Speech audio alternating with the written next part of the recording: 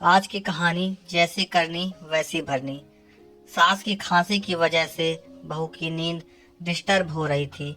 पति को तो कुछ कह नहीं सकती थी, इसलिए अपने बेटे को ही चुटकी काट ली। बेटा रोने लगा तो पति को कहने लगी, माँ जी की खांसी की वजह से मुन्ना बार बार उठ रहा है। पहले ही ठंड बहुत है, अगर ऐसा रहा तो मुन्ने की तबीयत खराब हो जाएगी। पति उठकर माँ के पास गया और माँ को डांटने लगा, लेकिन माँ की खांसी कहाँ रुकने वाली थी। उसे तो टीबी था। तो बेटे ने गुस्से में आकर माँ का बिस्तर घर से बाहर सहन में लगा दिया। कमजोर बूढ़ी माँ घसीट घसीट कर सहन में टूटी फूटी चारपाई तक पहुंच गई और बेटे ने फटा पुराना कंबल लाकर उड़ा दिया। उस दिन ठंड बहुत थी। माँ कांपती रही, लेकिन खांसी थी कि रुकने का नाम ही नहीं ले रही थी। बहू मैडम की नींद फिर से डिस्टर्ब हो गई तो फिर से अपने बच्चे को चिमटी काट ली। पति फिर से जाग उठा तो पति से शिकायत करने लगी। पति बाहर गया और माँ का बिस्तर सहन से उठाकर पीछे गार्डन में लगा दिया, जहाँ ठंड और ही ज्यादा बढ़ गई।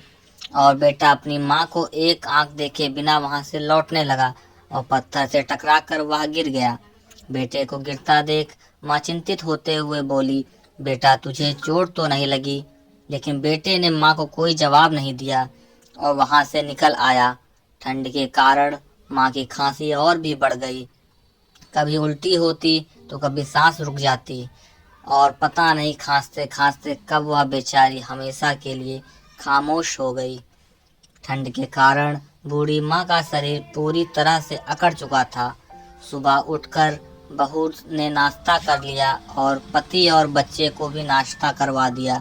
उसके बाद बाहर जाकर देखा तो बूढ़ी माँ इस दुनिया से चली गई थी, लेकिन बेटे और बहू के चेहरे पर तो कोई उदासी का भाव नहीं था, बल्कि वह दोनों तो खुश थे। बूढ़ी माँ की खांसी से छुटकारा मिल गया। समय बीतता गया, उनका बेटा भी जवान हुआ। पत्नी तो अपने बेटे की जवानी में ही मर गई थी, लेकिन पति बचा था, जो अब बूढ़ा हो गया था। और जब वह खांसता तो उसकी चारपाई भी वहीं होती जहां उसकी माँ की चारपाई लगी हुई थी। लेकिन वह मर्द था तो उसमें सहनशीलता ज्यादा थी।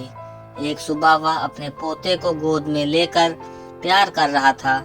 रात को बच्चा बीमार हो गया तो बहू ने सारा इल्जाम ससुर पर लगा दिया और कहा कि ससुर ने हमसे बदला लेने के लिए हमारे बच्चे को अपने पास बाहर ठंड में सुला लिया है। मैंने मांगा तो मुझे गालियां देने लगा और कहा कि तुम मेरे पोते को मुझसे दूर कर रही हो।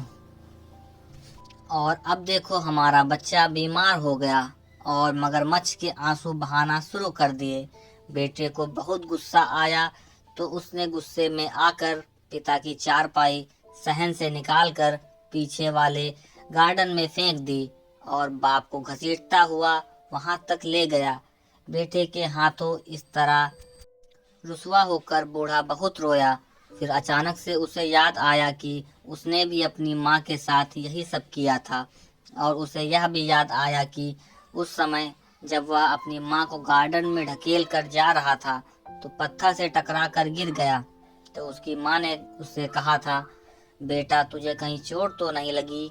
वह बूढ़ा रात भर अपनी गलतियों पर रोता रहा और अपनी माँ को याद करके पछताता रहा।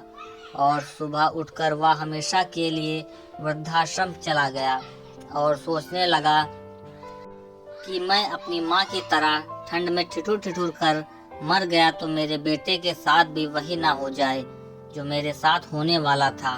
मैं अपने परिवार से दूर रहूंगा, अपने बेटे के प्यार से वंचित रहूंगा, क्योंकि मैंने भी अपनी माँ को अपने प्रेम, आदर और सम्मान से वंचित रखा था और मैं इसी लायक हूँ। यही मेरी सजा होगी और यही मेरे कर्मों का फल होगा।